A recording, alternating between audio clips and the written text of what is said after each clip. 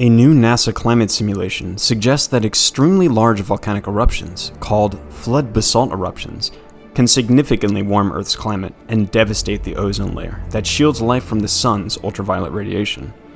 Unlike brief, explosive volcanic eruptions that occur over hours or days, flood basalts are regions with a series of eruptions, perhaps centuries each, and occurring over periods of hundreds to thousands of years, sometimes even longer.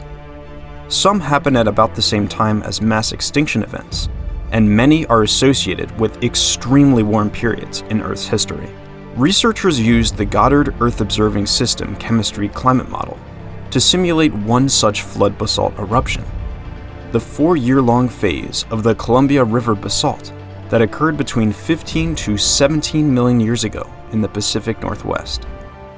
The model calculated the effects of the eruption on the troposphere, the lowest layer of the atmosphere, with most of the water vapor and weather, and the stratosphere that is mostly dry and calm.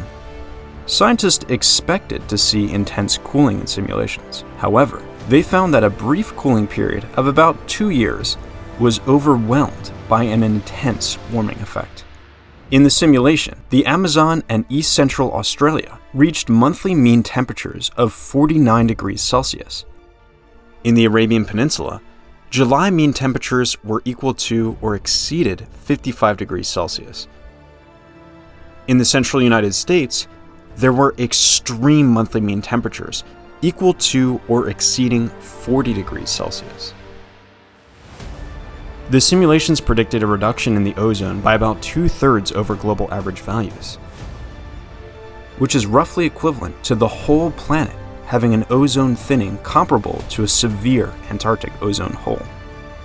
Eruptions emit sulfur dioxide gas into the atmosphere, which converts to solid sulfate aerosols.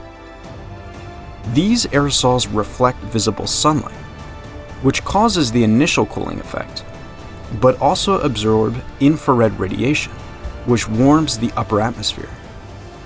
In the simulation, most portions of the atmosphere were almost completely opaque to the sun. Warming this region of the atmosphere allows water vapor, that's usually near the surface, to get mixed into the dry stratosphere. Water vapor is a greenhouse gas that emits infrared radiation to warm the planet. In the simulation, there was a 10,000% increase in stratospheric water vapor. These flood basalt eruptions also appear to have been common on other terrestrial worlds in our solar system, such as Mars and Venus.